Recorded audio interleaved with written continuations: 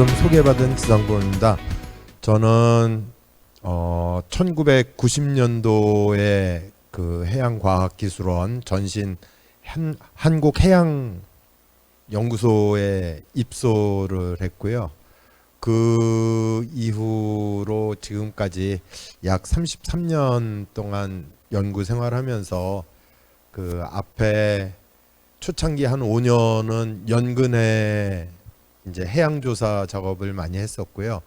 그 이후로는 먼 바다, 태평양, 뭐 인도양, 뭐 극지 이렇게 아주 먼 바다에 대한 연구를 많이 했습니다. 그래서 누가 옆에서 이렇게 챙겨줬는데 제가 배 타고 조사한 그 마일 수만 그 따져도 그 지구를 10바퀴 이상 돌았다고 하더라고요. 그래서 제가 1년에 한 2개월씩은 그 선상 생활을 2010년까지는 계속 했고요. 최근에는 이제 조금 연배도 있고 이 육상에서도 할 일이 많아져 가지고 이따금 이렇게 탐사를 나가고 있습니다. 오늘 그 말씀드릴 주제는 탄소 중립과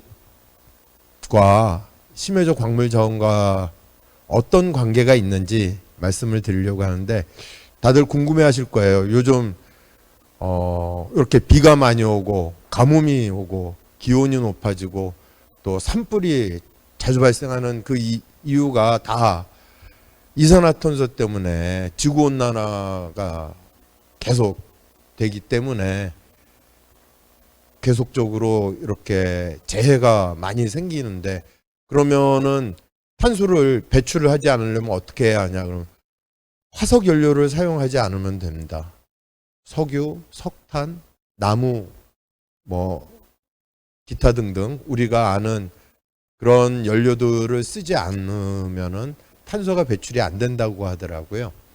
그래서 결국에는 지구상에 남는 에너지는 전기 에너지밖에 없습니다. 태양광 발전, 전기 만드는 것이죠. 풍력 발전, 또 전기 만드는, 또 원자력 발전, 어차피 전기. 그 다음에 수소는 물 전기분해 해가지고 만들잖아요. 전기로 되는 것이고, 물론 자연 수소도 있기는 합니다. 그래서 결국에는 전기를 이제 우리가 앞으로는 모든 게 전기만 남을 것 같습니다. 그래서 그 왜 심해저 광물 자원하고 전기의 어떤 역할을 하는가 그런 말씀을 드리려고 이 자리에 섰습니다. 다음 페이지.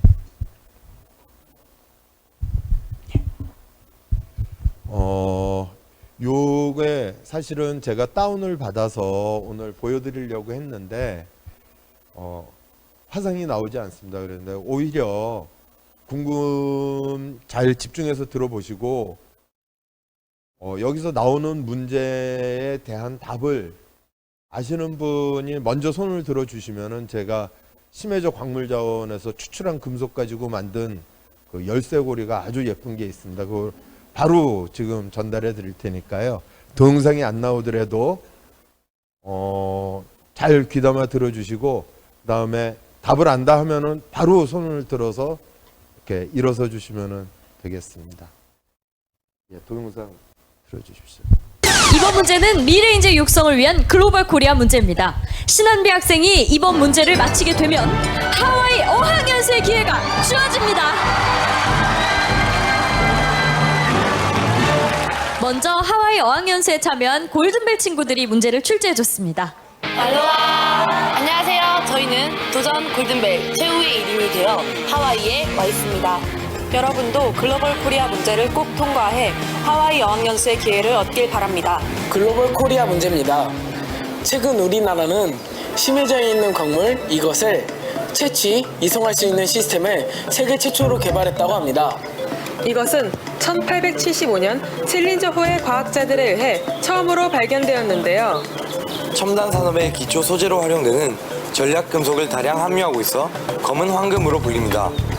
우리나라는 하와이 동남쪽 클라리온 클리포톤 해역에서 이것의 탐사 기술 개발을 추진 중인데요. 이것은 무엇일까요? 네 글자고요. 심해저에서 발견됩니다. 바닷속 검은 노다지로 불리기도 하죠. 한비 학생. 예, 서서 예, 맞습니다. 정답을 맞춰주셔서 감사합니다. 예, 고맙습니다.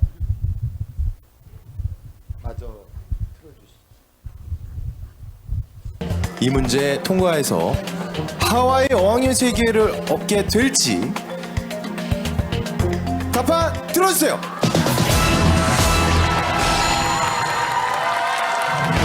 한비 학생 이 문제 들어본 적 없어요? 뭔가 알 것 같은데 헷갈려서 어디까지 알 것 같아요? 망가니즈. 망가니즈? 많이 어려웠나요? 확인해 보도록 하겠습니다. 찬스볼. 친구들아 도와줘.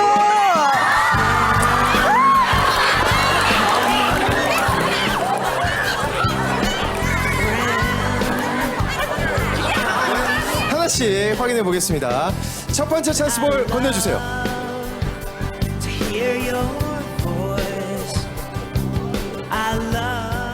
첫 번째 찬스볼 탄입니다.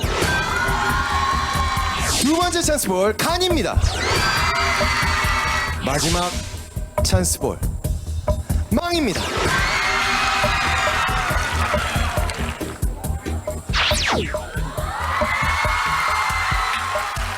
답판 들어주세요.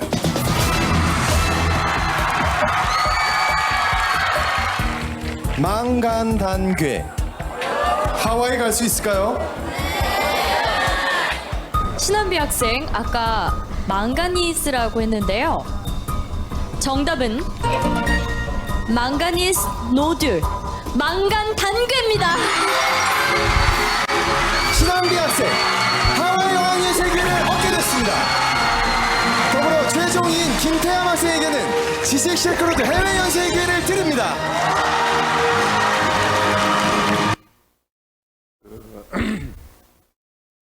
망간 단계 이제 제가 거의 평생 연구해온 그 연구 대상을 맞춰가지고서는 이제 어학 연수까지 가게 된 학생이 있어가지고 당시만 해도 너무 기뻤는데요. 최근까지 개발이 실질적으로 이루어지지는 않고 있어서 죄송합니다. 조금 아쉬운 감은 있는데 이제 앞으로 더 큰 기대를 갖고 준비를 해야 할 것 같습니다. 제가 뒤가 보이지를 않아서 조금 그 뒤를 보면서 말씀드리겠습니다. 요 레이저 포인트 보이시죠? 왼쪽에 이제 우리가 왜 이렇게 바다를 개척하고 뭐 탄소를 배출하지 않아야겠다 하고 하는 모든 이유는 이제 가장 쉬운 대답은 인구 문제입니다. 지구상의 인구가 조금만 있으면은 이렇게까지 그 문제가 생기지 않았는데 인구가 폭발적으로 늘어나서 지금 이제 60억 명, 또 2050년까지는 뭐 100억 명이 될 것으로 예상은 하고 있는데 그렇기 때문에 바다는 점점 중요해지고 있습니다.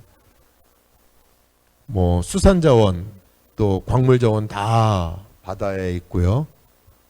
또 생명의 근원지, 그 다음에 지구의 기후 변화를 조절하는 역할을 하는 것이 바다입니다. 그 다음에 제가 강조하고 싶은 것은 경제, 교통 및 물자 교류의 장입니다. 우리나라가 만약에 휴전선이 없어서 지금 한반도가 그냥 중국과 연결되어 있고 왕래가 자유롭다면은 그쪽으로 교육이 가능했다면은 우리나라가 이렇게까지 발전을 할 수 있었을까 하는 생각을 하게 됩니다. 우리나라는 대륙에 붙어 있지만은 실질적으로는 완전한 섬나라거든요. 물건 만든 것을 육로로 어디 수출할 수 있는 데가 없잖아요. 북한에 가져다 주는 거 말고는 할 수 있는 게 없습니다. 다 배 아니면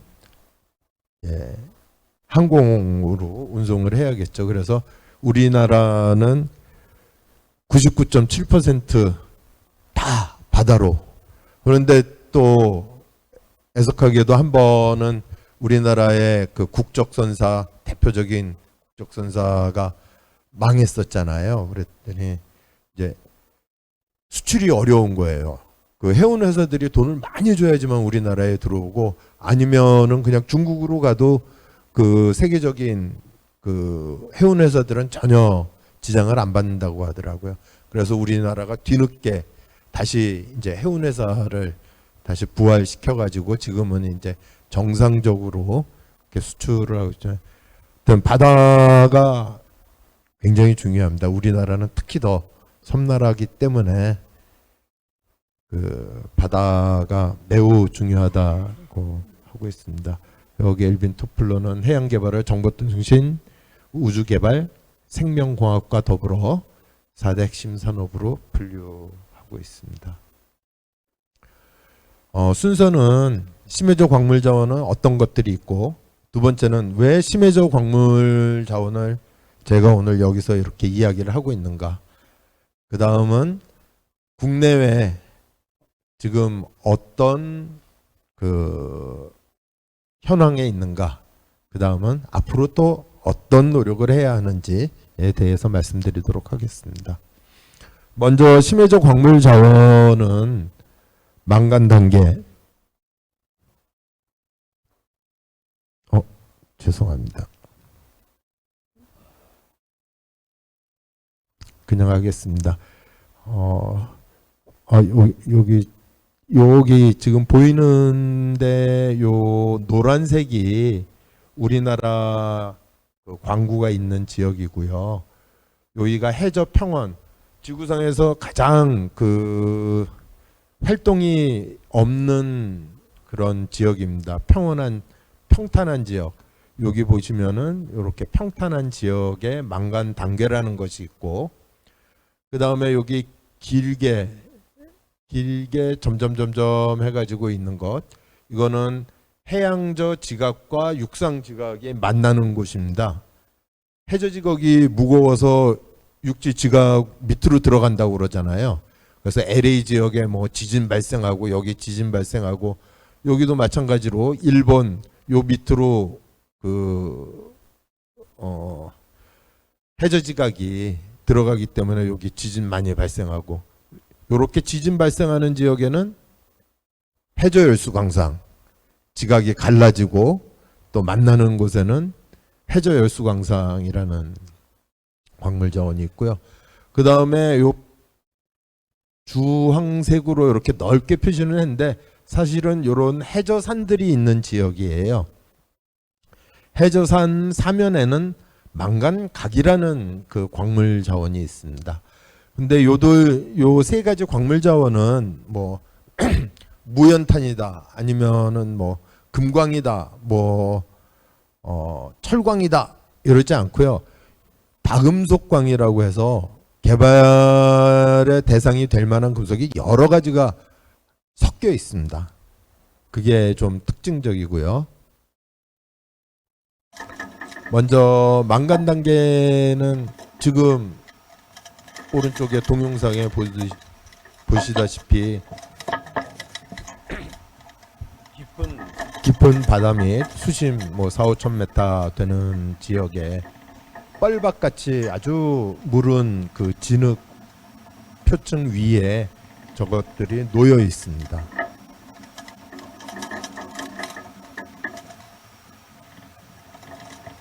여기에는 망간, 철, 니켈, 구리, 코발트, 몰리브덴, 히토류 등 약 45종의 광물 자원이 있는데, 지금 저희가 개발의 대상으로 생각하고 있는 것은 망간, 니켈, 구리, 코발트, 요 네 가지 금속을 개발의 대상으로 하고 있고, 뭐 경제적인 가치는 뭐 쌀가마니 하나만큼 담기면은 약 100만 원 정도의 금속을 가지고 있다라고 생각을 하시면 되겠습니다. 망간, 니켈, 구리, 코발트 요것은 검색을 해보시면은 바로 전기차가 나올 거예요. 전기차의 코일 다 구리로 만들죠. 그 다음에 망간, 니켈, 코발트 가지고서는 배터리 2차 전지 만들고 있거든요. 그래서 중요한 광물 자원들을 갖고 있고요.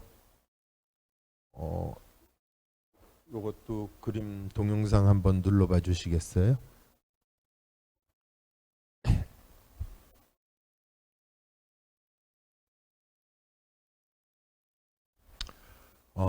요것은 요번에 못 보시면은 이따 제가 큰 화면으로 다시 보여드리겠는데, 아까 말씀드렸듯이 지각이 만나고 갈라지는 곳에 있는 해저열수 광상이라는 것인데요. 여기에는 구리, 금, 은, 아연 등등이 들어 있습니다. 요것은 조금 더 귀금속이 함유되어 있어서 가격은 비싼데 양이 그렇게 많지는 않습니다. 다음. 요거는 아까 해저산 사면에 아스팔트 덮여 있듯이 그렇게 안반을 피복하고 있다는 망간각입니다. 요것도 이제 망간 단계하고 거의 비슷한 금속들을 갖고 있는데, 히토류 함량이 제법 높아서 히토류를 개발하게 되면은 지금 보여드리는 경제적 가치보다 훨씬 더 높은 경제성을 가지고 있습니다. 다음.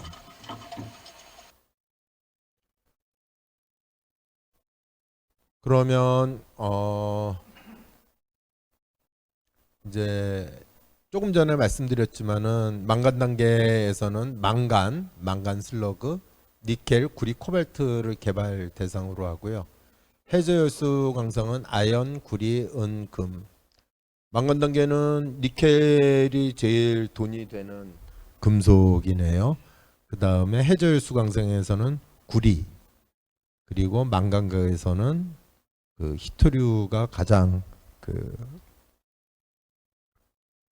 경제성이 높은 금속들이고요. 가격은 전반적으로 좀 오르고 있는 추세고,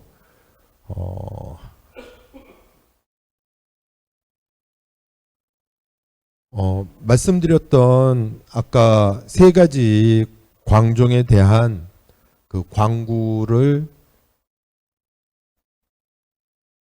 보유하고 있습니다. 여기서 광구를 보유하고 있다는 것은 탐사권을 가지고 있는 것인데요. 그러니까는 이 지역에서 저희가 이제 개발을 하려면은 또 개발권을 획득을 해야 해요. 개발권을 하기 위해서는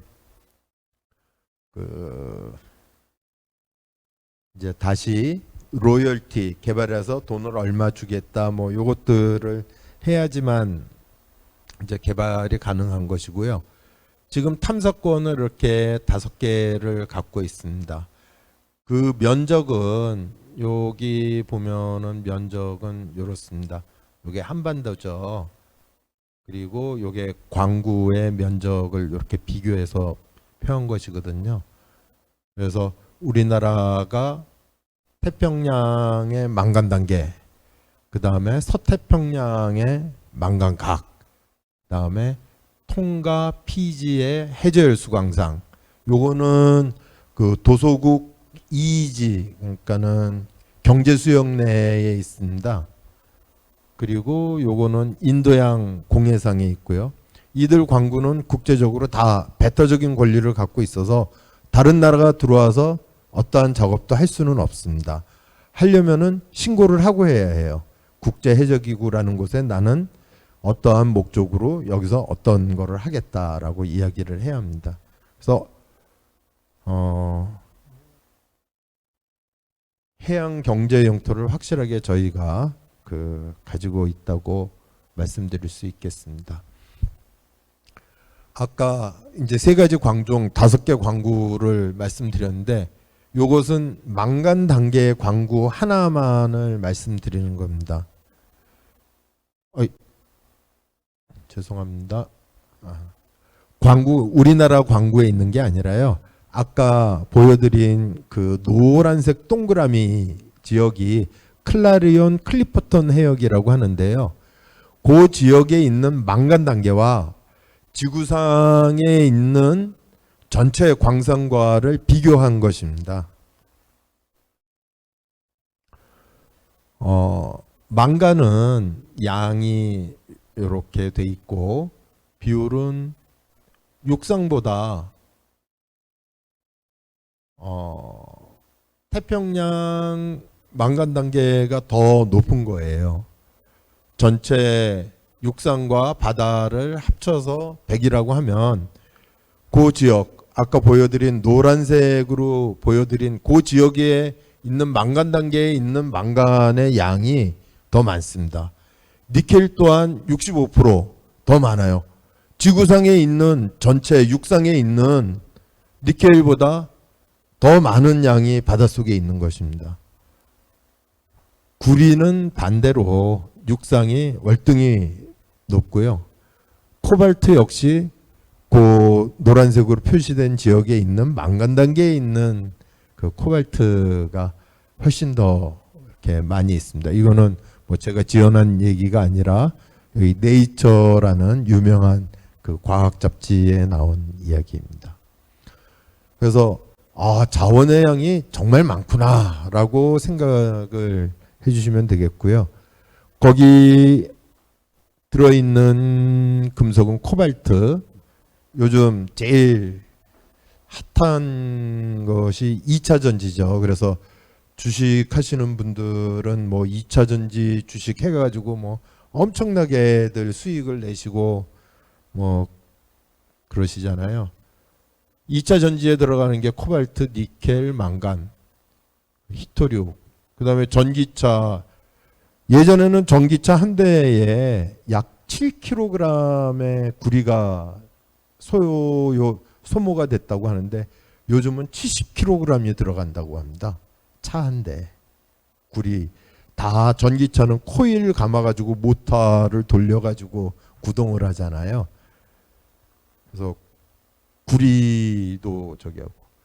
그러다 보니까는 이제 앞으로 더 중요한 것이 지금 2차 전지 만드는 회사, 물론 전기차 만드는 회사가 이제 제일 먼저 테슬라 뭐 잘 아시는 주식 엄청 올랐잖아요. 뭐 가격이 차 가격도 엄청 비싼데도 모든 사람들이 전기차를 사겠다고 하고 그러니까는 그렇게 올랐어요. 그러니까는 이제 다른 나라 뭐 우리나라보다도 더 앞서서 중국이라든가 또 유럽, EU에 있는 나라들, 우리나라, 일본은 조금 늦었다고 그러더라고요. 전기차 엄청 만들어가지고 저기 하는데 전기차니까는 이제 전기차 회사들이 막 수입이 좋았어요. 그래갖고 주가도 또 올랐죠. 최근에는 2차 전지 해가지고 뭐 에코프로 뭐 그런 회사들 우리가 그냥 맨날 신문 피면은 나오는 회사들이 다 2차 전지 만드는 회사들이거든요. 그러더니 7월 달부터는 또 다시 코발트, 니켈, 망간 이런 그 뭐라 그러죠? 비철 금속 재료 만드는 회사들이 또 엄청나게 가격이 뭐 2배 막 한 두세 달 사이에 가격이 막 오르는데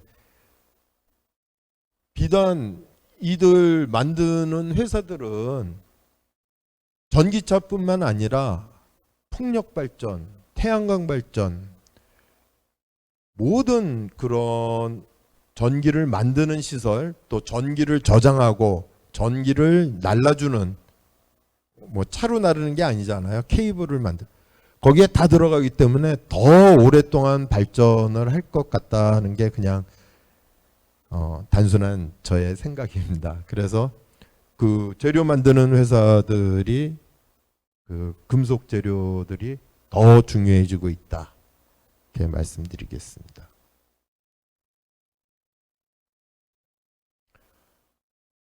그러면은 왜 심해적 광물 자원인가에 대해서 말씀드리겠습니다. 자연재해의 원인 조금 전에 간단히 말씀드렸는데 지구온난화 때문에 지금 이렇게 비가 오고 지구온난화 때문에 날이 이렇게 덥고 뭐 예전에 여기 와 계신 선생님들의 어린 시절하고 지금의 그 날씨하고는 완전히 다르지 않습니까? 다 그 탄소 배출을 너무 많이 해가지고 지구가 온난화 됐다고 합니다. 해수면도 상승하고 있어요. 남극의 빙산들이 녹고 있고 해수면도 계속 오르고 있고 또 사막화도 진행된다고 합니다. 그러니까 국지적으로 그렇게 비가 많이 오고 홍수가 나는 지역이 있으면 반대로 사막화되는 지역이 있고요. 또 태풍이 빈번하게 일어난다고 합니다. 그 다음에 말씀드렸듯이 산불도 예전과는 달리 어마어마하게 산불들이 그 규모가 큰 규모로 나고 있고요. 또 날씨가 계속 더워지고 있습니다. 오늘도 좀 덥지만 앞으로 더 더워지지 않을까 생각이 듭니다. 그러면은 우리가 어떤 노력을 하고 있느냐 보면은 일단 자연재해 증가는 80년에서 99년까지 이런 자연재해들은 4천 건 정도, 그 다음에 손실은 1조 6천억 달러, 그 다음에 그랬는데 근래 20년 동안에는 훨씬 많아졌어요. 거의 2배가량 됐고 인명피해도 많아졌고 금액도 2배 가까이 그 피해액이 거의 3조 달러 3,564조 원의 손실이, 이러한 증가는 다 기후 변화가 주 원인이다. 유엔 보고서에 나와 있는 얘기고, 그래서 앞으로는 더 어떻게 될 것인가. 2050년에 거주불능지구라는 이 유명한 학자가 지은 책이 있는데 폭염은 더 더워질 것이고 먹을 게 없어서 빈곤과 굶주림, 그 다음에 태풍 때문에 또 지구온난화로 빙산이 다 녹아서 해수면이 계속 오르고 산불, 또 이러한 그 재해들이 일상적으로 너무나 빈번하게 옆에서 발생을 하게 되고, 또 그래서 먹을 게 없고 그 다음에 생물들이 죽어가고 질병은 더 이럴 수 있다. 그렇기 때문에 우리는 탈탄소 아니면 중립탄소 아리백 해가지고 탄소를 배출을 하지 말아야 한다는 게 그 전 지구의 모든 국가, 모든 그 정책가들이 꼭 지켜야 할 규범으로 되어 있습니다. 그래서 2019년에 그 유럽을 필두로 해서 중국, 일본, 미국, 대한민국 등이 탄소 중립에 참여를 하겠다고 했고 2021년 말에는 63개국이 표명을 했고 지금 더 늘어났겠죠. 그리고 이때 당시에 18개 국가가 법으로 그걸 만들어 놨습니다. 우리나라도 법제화가 된 나라 중에 하나예요. 2026년부터는 유럽에서는 탄소 조정세를 부과하겠다. 탄소를 배출해서 만든 물건에 대한 세금을 왕창 매기는 거예요. 너희들은 탄소를 배출했기 때문에 정화활동을 우리가 그 세금 받아서 더 할 거야 하고서는 이제 그러니까 수출이 이거 지키지 않으면 수출이 유럽으로는 이제 어려워지는 것이죠. 그 다음에 유럽에서는 35년 이후에는 내연 자동차는 만들지 않겠다는 거예요. 전기차 외에는 아예 안 만드는 거예요. 근데 유럽뿐만 아니라 중국도 그렇습니다. 지금 현재 전 세계에서 가장 전기차를 많이 파는 나라가 중국이라고 하더라고요. 신문에 그렇게 나와 있더라고요. 예. 그리고 차도 좋아졌다고 그러더라고요.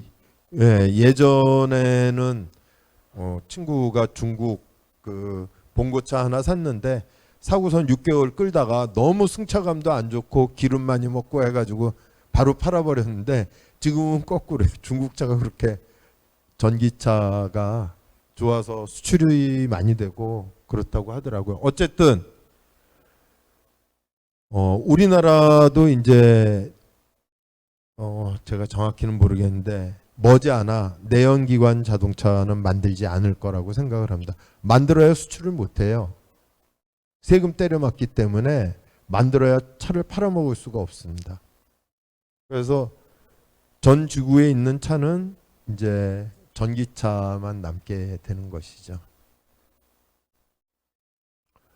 그 다음에 석탄, 석유 등 화석연료를 수소, 태양력, 풍력 등 재생에너지로 전환, 배출되는 탄소를 또 포집해서 저 깊은 땅 속이나 아니면은 깊은 바다 속으로 이렇게 저장하는 그런 기술을 개발하고 있고 그런 지역을 찾고 있는데요. 미국, 캐나다 이쪽 나라들은 땅덩어리가 넓으니까 얼마든지 탄소를 포집해 가지고서는 땅속에 묻을 수 있지만 우리나라는 땅이 좁은데 어디다가 묻겠어요.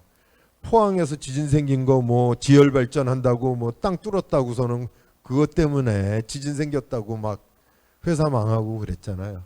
그런데 육상에는 묻을 수가 없죠. 그러니까 동해 어디인가 이제 잘 찾아서 거기에 저장을 하려는 노력을 하고 있습니다. 어쨌든 탄소를 배출하지 말아야 하거든요. 그런데 우리나라는 세계 4위 석탄 및 원유 수입국이에요. 우리나라 GDP는 2010 몇 년도인가 10위까지 올라갔어요. 우리나라가 제일 국민 총 생산량이 세계 9위인 거예요. 어마어마하게 높은 거죠. 그런데 더 놀라운 거는 에너지 수입이 세계 4위예요. 얼마나 우리나라가 에너지 많이 쓰는 거예요. 금속 수입도 세계 5위입니다. 독일하고 거의 비슷해요. 우리나라가. 그러니까 우리나라 경제 규모가 굉장히 큰 거에 비해서 100% 수입 아시잖아요. 거의 100% 수입 에너지. LNG는 또 세계 3위라고 그러나요? 수입 많이 하기로. 수입 의존도는 95%로 매우 높아요. 하지만 2050년이 됐어요. 탈탄소 시대예요. 화석연료를 쓸 수 있다 없다. 2050년 이후에는 정상적으로는 쓸 수 없는 거예요. 근데 자원이 있는 나라나 석유 매장국이나 똑같이 쓸 수 없는 거예요. 우리나라는 자원이 없잖아요. 자원 빈국, 에너지 자원 빈국. 그건 다 아시죠? 다 수입해서 쓰니까. 남의 나라에서 돈 주고 사다가 쓰. 자, 사우디아라비아예요. 2050년 이후에 석유를 쓸 수 있다 없다? 없습니다.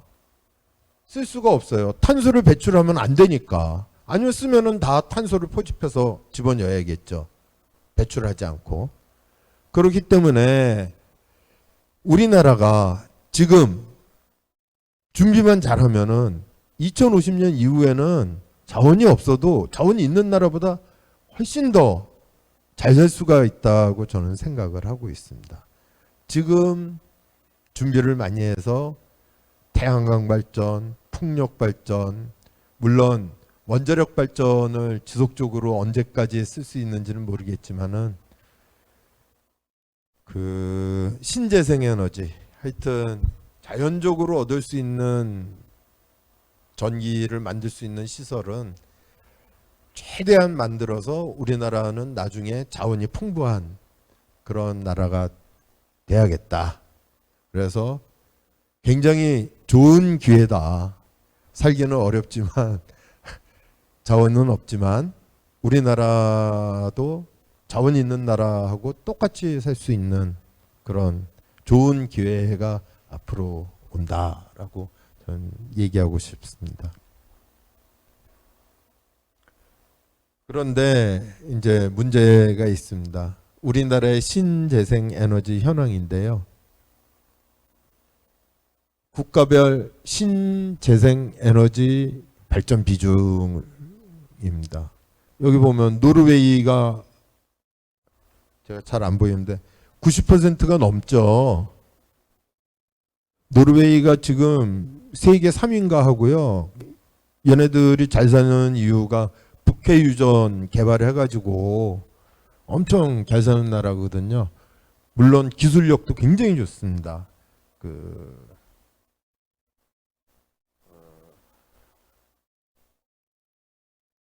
해양 플랜트 산업이 아주 톱 클래스인 그 나라이거든요. 노르웨이, 덴마크, 캐나다, 스웨덴, 유럽들은 굉장히 신재생 에너지 발전 비중이 굉장히 높아요. 우리나라 여기 보십시오. 5.8%예요. OECD 국가 37개국 중에 꼴등이라고 그러더라고요. 이렇게 좋은 기회인데 우리나라가 에너지 자원이 없어도 준비를 잘하면은 앞으로 우리나라는 잘 살 수 있는 기회가 있는데, 물론 그 우리나라는 좀 억울한 면이 있어요. 중국도 마찬가지고. 뭐가 억울하냐면은요, 이쪽 그 유럽 국가들은 산업혁명 이후에, 그러니까는 18세기 1750년도 이후 탄소 배출 엄청나게 해왔어요. 지금까지 계속 탄소 배출 해왔거든요. 그러다가 이제 미리미리 준비를 해가지고 저렇게 신재생 에너지 비율을 높인 거예요. 그러고서는 이제 탄소 세 매기겠다, 뭐 하겠다. 근데 실제로 우리도 거기에 동의하지 않을 수 없는 게, 눈에 뭐 일반인들도 느낄 수 있을 만큼 지구가 온난화되고 문제가 점점 발생을 하니까요. 근데 우리나라는 언제서부터 탄소를 배출했겠어요? 우리나라 탄소 배출한 지 정말 얼마 안 됐거든요. 100년도 안 됐어요, 우리나라는. 한 50년 됐을까요? 산업 발전하면서 탄소 이제 조금 배출했는데 탄소 배출한다고 못하게 하고 세금 매기고 뭐 너희 나라 거는 물건 안 쓰겠다 그러고 억울하죠. 하지만 뭐 어떡하겠습니까? 늦게 시작했는데. 이거라도 빨리 시작을 해야 하는데 우리나라는 이렇게 굉장히 늦어요. 문제입니다. 그리고 요 뭐 수력, 풍력, 태양광, 또 메탄가스 얘기하는 것 같은데, 그 연료 전지 뭐 하여튼 요렇게 신재생 에너지 하고요. 태양광, 풍력 자원 부족한 한국, 단위 면적당 자원량 뭐 이렇게 돼 있고, 앞으로 2050 탄소 중립을 달성하려면 태양광 얼마나 더 지어야 하냐. 지금이 21.7인데 464, 그러니까 뭐 20배 이상 뭐 엄청나게 져야지 된다는 이야기입니다. 그래서 하여튼 정부에서 뭘 하면은 최대한 우리가 잘한다 하면서 협조적으로 해줘야지, 하면은 우리가 언제 여기 이들 나라 노르웨이 뭐 덴마크 이들 나라처럼 그 발전하기가 쉽지가 않습니다.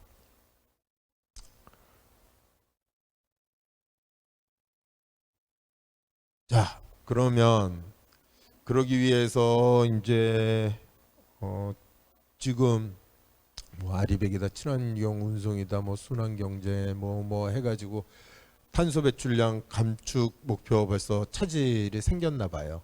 실제는 1.6% 감축밖에 안 되는데 목표는 11.3%였고 우리나라 뭐 에너지 산업 탄소 배출량은 전체 배출량의 41%라고 합니다. 그 다음에 자동차의 탄소 배출량은 지구 전체 배출량의 9% 이렇게 돼 있는데 태양광 에너지를 더 만들어내기 위해서는 어떤 금속이 필요하냐? 구리, 리튬, 코발트 등 8개 금속이 필요합니다. 풍력 에너지 발전, 망간, 니켈, 구리 등 10개. 그 다음에 뭐 2차 전지는 많이들 들어보셔서 할 거예요. 니켈, 구리, 코발트, 리튬 등 11개. 이들 금속은 수요는 이제 급속히 수요가 증가할 거예요. 최근에 이런 금속, 비철 금속을 재련하는 회사, 포스코라든가 또 LS 니코드 응재련, 이들 회사가 금속 가격도 오르고 일거리가 너무 많아지고 하다 보니까 오늘 LS라는 LS 니코드 응재련 갖고 있고 LS 전선 갖고 있는 그 회사는 오늘 상한가 쳤어요. 뭐 제가 약장사 같이 이야기를 하는데 우연치 않게 기차 타고 오면서 봤는데 저는 이 분야에 대한 관심을 너무 오래전서부터 갖고 있었어 가지고요. 벌써 한 20년 전서부터 주식을 좀 갖고 있었는데 몇 년 전에 다 정리했거든요. 그랬더니 이제 물론 다른 한 것도 있는데 이쪽 분야는 2050년까지는 계속 발전할 수밖에 없습니다. 사회 기반이 다 만들어질 때까지 그냥 우리뿐만 아니에요. 중국, 인도, 아프리카 다 이거 해야 하거든요. 지구상이 완전 전기줄로 도배가 될 거예요. 또 태양광 발전이라든가 이 풍력 발전은 우리가 원하는 시기에 전기를 만들어낼 수가 없어요. 자연적으로 만들어지는 거기 때문에 만들었으면은 어디엔가 저장을 하고 또 그것을 끌어와야 하거든요. 필요할 때. 그렇기 때문에 이들 금속에 대한 수요는 점점 더 늘어날 것으로 생각을 하고 있습니다. 그러면은 자, 금속이 그렇게 모자라. 어떻게 공급 부족을 해결할 거야? 여기 아까 이야기 계속 반복되지만은 구리는 태양광 발전에도 많이, 풍력 발전, 그 다음에 전기차 배터리에도 많이 쓰고 원자력 발전에도 비교적 많이 쓰네요. 코발트는 전기차에 많이 쓰고 리튬도 전기차에 많이 쓰고. 그 공급 부족 2030년에 22% 부족하다. 47% 코발트는 47% 부족한 거예요. 이제 생산량을 예상했을 때 이만큼 더 부족한 거죠. 그러면은 육상광산 생산량을 늘려. 근데 자원이 한정돼 있거든요. 계속 땅 판다고 계속 나오는 게 아니잖아요. 이미 웬만큼 있는 것들은 이미 뭐 100년 이상 계속 파왔으니까. 그래서 자꾸 아프리카 밀림, 뭐 인도네시아 밀림, 깊은 숲속으로 들어가고 땅 밑으로 점점 더 깊이 들어가고 그렇게 되는 것이라서 채산성도 나빠지고 그다음에 폐기물이 점점 더 많아지고 그래서 해결 방법 중에 하나, 생산량 증대에는 한계가 있다. 다음, 자, 도시광산이라고 하죠. 금속을 재활용하는 거예요. 폐기물에서 다시 주워다가 재가공해가지고, 여기 연두색으로 표시한 것들이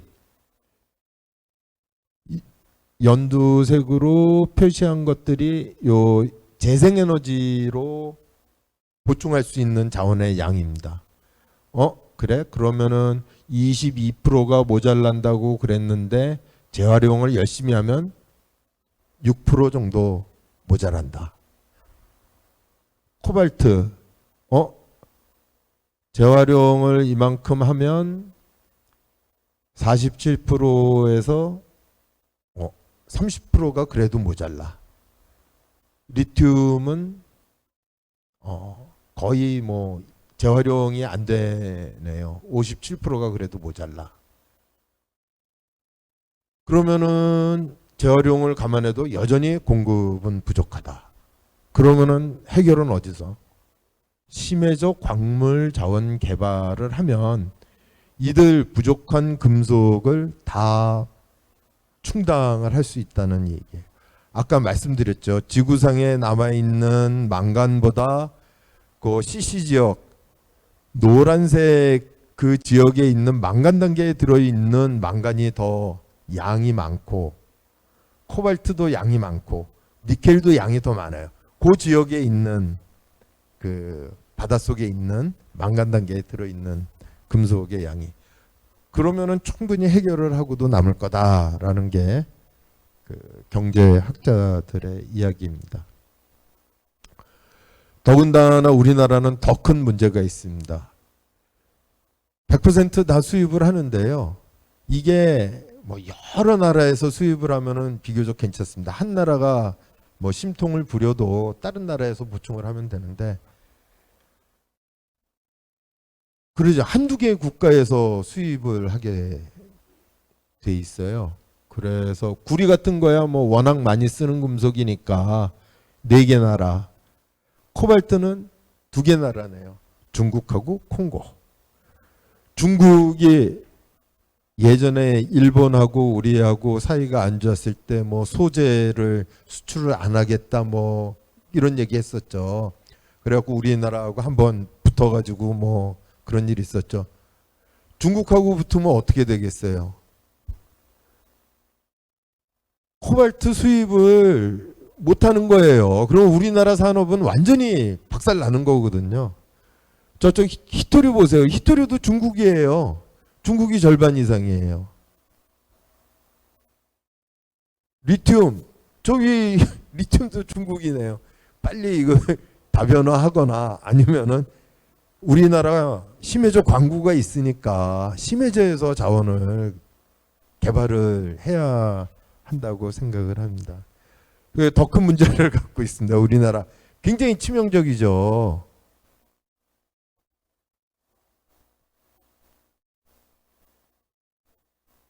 니켈은 뉴칼레도니아 여기 거의 100%.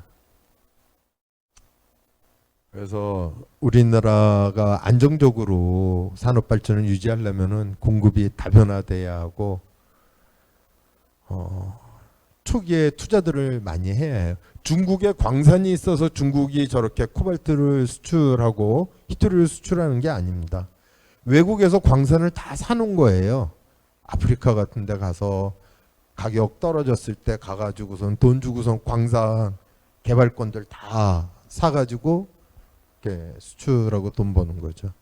우리나라는 사장님이 빨리빨리 바뀌어요. 5년 이내에 수익이 안 나면은 사장님 이게 되니까 장기적으로 못 보는 것 같아요. 그 몇 년 안에 꼭 수익이 날 것만 저기 하고, 그때 적자 나면 이제 빨리 팔아. 빨리 팔아서 메꿔. 그게 우리나라 현실인 것 같아요. 앞으로는 좀 그러지 않았으면 하는 마음이 있는데요. 또 정권이 바뀔 때마다 지난 정권에서 어디 투자한 거 잘못됐다 해가지고 손해난다고 또 팔아. 그 다음에 또 사요. 비쌀 때. 없으니까. 위기가 오거든요. 계속 갖고 있어야 해요. 죄송합니다. 제가 약간 업돼가지고. 자, 요 페이지까지 하고 잠깐 쉬도록 하겠습니다. 또 왜 해야 하냐면은요, 그 경제적 파급 효과가 굉장히 크고 고용성도 좋습니다. 그리고 아까 말씀드렸듯이 코발트, 저 오른쪽 보면은 코발트의 경우 망간 단계와 망간각을 개발하면 저 정도 생산이 되기 때문에 1년 사용량 100%를 충당하고도 남음이 있고요. 뭐 구리 같은 것은 많이 모자라겠지만 히토류 또 망간 뭐 몇몇 금속은 100% 충당할 수 있는 그런 양이 되겠습니다.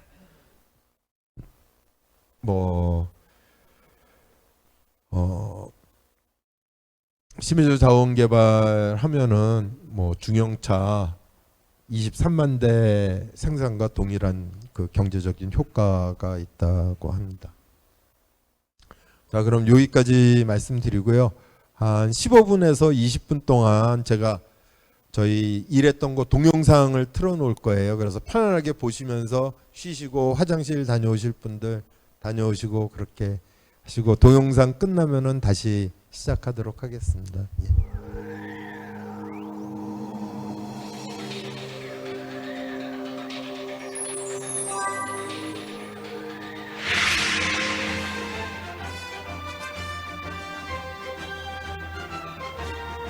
우리는 심해저 자원의 가능성을 믿고 실패를 두려워하지 않는 용기와 기술에 대한 자신감으로 7만 5천 제곱킬로미터의 새로운 해양 경제 영토를 만들었습니다.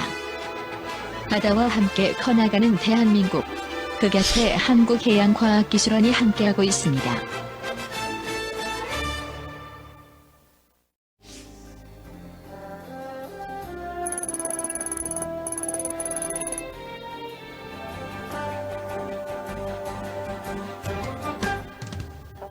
육상 자원의 고갈에 대한 해결책으로 지금 세계는 망간 단괴의 무한한 가능성에 주목하고 있습니다. 1000만 년에 2에서 10mm 정도로 느리게 성장하는 바다 속검은 노다지, 망간 단괴. 망간 단괴는 해수 및 퇴적물에 있는 금속 성분이 상어 이빨, 뼈, 작은 결정 등으로 이루어진 핵 주위에 침전되면서 형성된 40여 종에 달하는 유용 금속을 함유하고 있는 금속 산화물로 현재 미국, 독일, 프랑스, 러시아, 일본, 인도, 중국 등을 포함한 세계 유수의 국가들이 연구 개발을 진행하고 있습니다. 우리나라도 이런 추세에 발맞춰 망간단괴 상용화 5단계 계획을 수립하여 망간단괴 연구 개발에 박차를 가하고 있습니다. 1994년 국제해저기구를 통한 북동태평양 공해상에 대한민국의 광구 등록을 시작으로 2002년까지 기초응용개발을 통해 대한민국 단독개발 광구를 선정하였으며 2009년에는 실용기술 개발 단계를 거쳐 망간단괴의 상업 생산의 기반을 구축하였습니다. 현재 상용화 기반 기술 개발 단계로 망간단괴 상용화를 위한 탐사, 채광, 재련에 대한 시험이 활발히 이루어지고 있으며 2023년 심해 광업 기반 구축 마련을 목표로 지속적인 연구 개발에 힘쓰고 있습니다.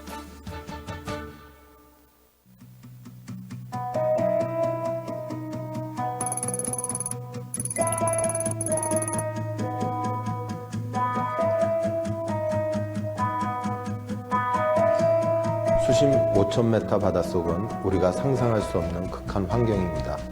이 극한 환경 속에서 심해 탐구를 넘어 자원 개발로 이끌 수 있었던 힘은 바로 바다의 무한한 가능성을 찾아 나선 심해 탐사가 있었기 때문입니다. 심해저 탐사는 정밀 탐사와 환경 연구 탐사를 통해 채광을 위한 자료를 조사하는 과정입니다. 정밀 탐사는 총 3단계의 과정을 거쳐 체험과 광물의 매장량을 조사하는데 이 자료는 최적의 채광지를 찾아 채광도를 만드는 데 활용됩니다.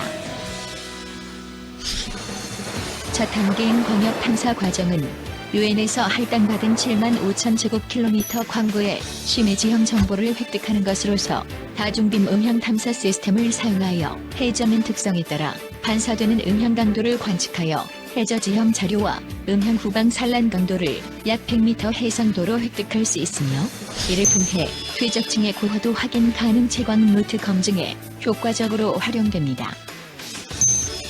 다음은 채광 조건 규명 단계로서 심해 예행 음향 탐사 시스템을 이용하여 채광 후보 지역을 선별합니다.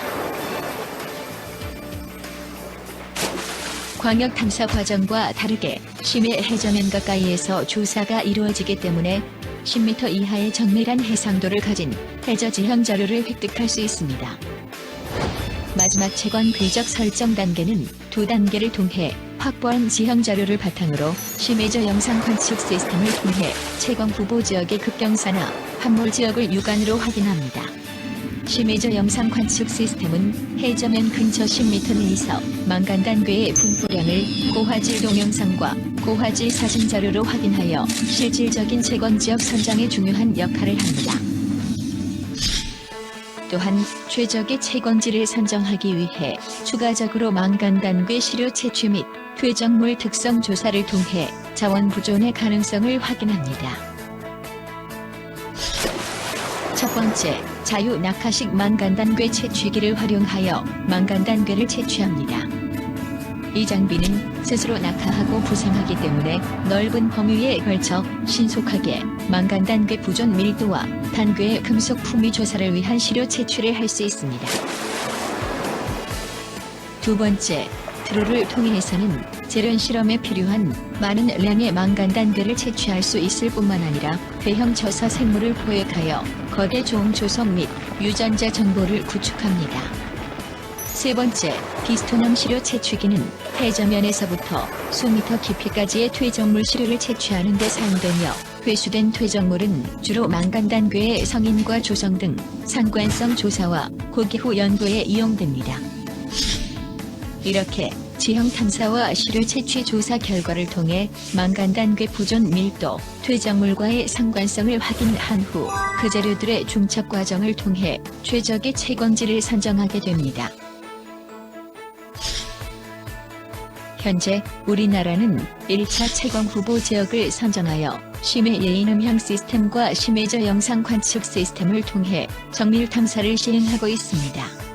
정밀 탐사를 통해 채광 조건 및 채광 등급을 선정하여 실질적인 채광에 필요한 채광도 개발에 노력을 다하고 있습니다. 정밀 탐사가 채광도 제작을 위한 과정이었다면 심해 환경 연구는 자원 개발에 따른 환경의 충격을 최소화하고 효율적인 채광 시스템 설계를 목적으로 수행합니다. 환경 연구의 기초 조사 단계에서는 수층 환경과 저층 환경을 조사합니다. 수층 환경 조사에서는 염분 수온 수심 측정기를 통해 수층의 물리적 자료를 실시간으로 얻고 수심별 해수를 채취해 분석합니다. 또한 수층 생태계 구조를 확인하기 위해서 플랑크톤 네트로 동식물 플랑크톤의 종 조성 및 우점종을 확인하고 해수 생태계 실험을 통해 인위적인 수층 환경 교란에 따른 생태계 반응을 조사합니다. 이렇게 수집한 수층 자료는 생태계 교란의 최소화 방안을 마련하고 잔사 배출의 적정 수심을 설정하는 데 사용합니다. 집관기 운영에 직접적인 영향을 받는 저층 환경은 퇴적물 채취를 통해 조사합니다. 상장 시료 채취기는 해저면에 분포하는 망간단괴와 대형 저서 생물 시료를 채취하는 장비로서 망간단괴의 보존율을 보정하고 대형 저서 생물의 종 조성 및 개체수를 파악하는 데 활용됩니다. 또한 표층 퇴적물의 교란이 적은 다중주상 시료 채취기를 이용해 퇴적물의 물리화학적 특성과 중형저서 생물의 종 조성 및 개체수를 파악합니다. 이렇게 얻은 저층 환경에 대한 자료는 향후 저층 환경 충격 시험 수행 시 인위적 저층 교란이 해양 환경 및 생태계에 미치는 영향을 평가하는 자료로 활용됩니다. 그리고 현 단계에서의 환경 연구는 광구 지역 내 100제곱킬로미터 지역을 설정하여 계류 시스템으로 저층, 중층의 해류 방향, 저층으로 유입되는 월별 침강 입자량 등 복합적인 심해 환경 자료를 1년 단위로 획득하여 조사하고 있습니다.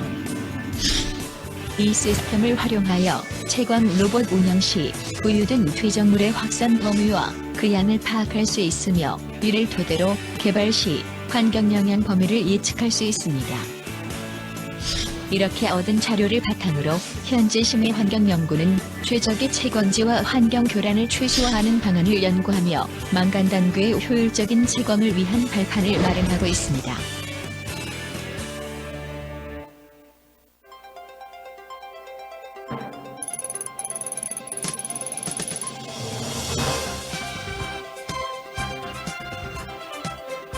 대기압의 약 500배에 달하는 높은 수압을 이겨낼 수 있는 채광 장비의 개발은 고도의 기술력을 필요로 합니다. 이미 우리나라는 자체 기술로 망간 단계 채광 로봇 미네로를 개발하여 대양 두국의 미래를 이끌어 나갈 준비를 완료하였습니다. 채광은 심해의 망간단괴를 선상으로 끌어올려 망간단괴가 갖고 있는 자원으로서의 가치를 더욱 드높여주는 일을 합니다. 채광 시스템은 해저면을 스스로 주행하면서 망간단괴를 채집하는 채광 로봇과 채집된 망간단괴를 해상까지 끌어올리는 양광 시스템으로 구성됩니다. 해양수산부는 순수 국내 기술로 제작한 심해저 채광 로봇 미네로가 우리가 세계 처음으로 만들어서 성능 시험에 성공했습니다. 현재 우리나라는 자항식 채광 로봇 미네로를 독자 개발하여 성능 시험을 수행하였으며 현재 개발 중인 양광 시스템과 통합하여 통합 채광 실중 실험을 계획하고 있습니다. 총 중량 공기중 29톤, 수중 9톤, 길이 6.5m, 폭 5m, 높이 3m를 자랑하며 연약한 퇴적 지반 경로 주행까지 가능한 미네로는 연간 30만 톤을 채광할 수 있는 채광 로봇입니다. 미네로는 친환경적인 유체식 채집 시스템을 통해 망간단괴를 채집합니다. 채집된 망간단괴는 크기가 다양하기 때문에 적절한 크기로 파쇄되어 해류에 견딜 수 있는 유연관을 통해 허퍼로 수송됩니다. 허퍼에 저장된 단괴는 일정한 속도로 양광관에 공급되어 펌프를 통해 해수면 위로 올려지게 됩니다. 이때 망간단괴는 1초당 4m 정도의 속도로 물과 함께 이동되며 이를 무게로 환산하면 1시간당 약 500톤 가량의 노다지를 끌어올리는 것과 같습니다.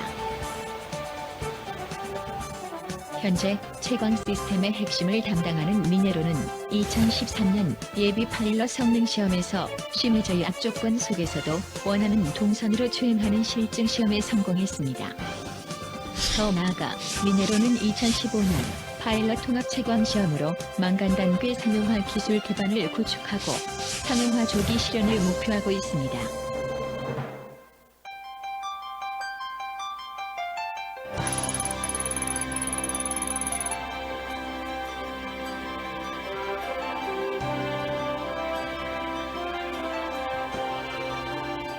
망간 단계 개발이 상용화될 경우 재료는 전체 개발 경비의 60% 이상을 차지할 정도로 중요한 공정입니다. 앞으로도 꾸준한 연구 개발을 통하여 경제성과 환경 친화적 재련 공정 개발이라는 두 마리 토끼를 모두 잡도록 노력할 것입니다. 망간단괴 재료는 기존 공정의 개선 또는 신공정의 개발 여하에 따라 망간단괴의 전체 개발비가 대폭 감소할 수 있습니다. 이는 바로 개발의 경제성과 직결되기 때문에 효율적인 재련기술 개발이 매우 중요해지고 있습니다. 이에 건식재련법과 습식재련법의 장점을 효율적으로 융합한 재련기술을 개발 중에 있습니다. 이 재련법은 망간단괴를 통째로 황산에 넣어 금속을 분리하는 기존 습식재련법과는 달리 전기로의 망간단괴와 용재를 넣고 용융 과정을 거쳐 구리, 니켈, 코발트, 철을 금속합금 상태로 먼저 분리시킵니다. 이렇게 분리된 금속합금은 황산에 녹이기 쉽게 매트 제조 과정을 거쳐 잘게 부수고 오토크레이브의 황산과 함께 넣어 용매시킨 뒤 용매 추출 장치인 믹서 세틀러로 이동하여 각 물질을 따로 분리합니다. 마지막으로 분리된 순수한 금속 용액은 전해 채취 단계를 통해 고체 상태의 금속으로 회수할 수 있습니다.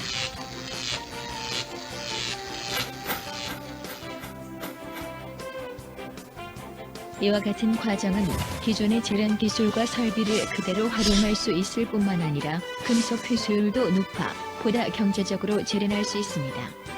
또한 1차적으로 육룡하는 과정을 거치기 때문에 제련 폐기물 발생량이 적고 공정상의 유해물질 사용량도 적습니다. 게다가 금속계 폐기물을 동시에 처리할 수 있는 장점도 갖고 있어 환경 친화적인 제련 방법으로 차세대 기술 경쟁 속에서 세계의 이목을 집중시키고 있습니다.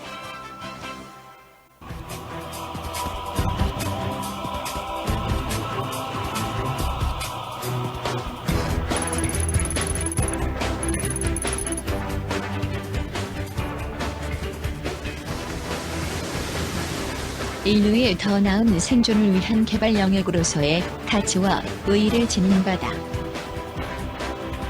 그 바다와 싸워 성과를 만들어내는 사람들이 있습니다. 그들이 바다 위에서 보낸 시간만큼, 흘린 땀만큼 대한민국의 해양부국의 미래는 우리 앞으로 한층 더 가까이 다가오고 있습니다. 심해저 자원 개발을 선도하고 자원부국의 꿈을 여는 5억 6천만 톤의 꿈. 한국해양과학기술원이 깊은 바닷속 그 꿈을 끌어올리겠습니다.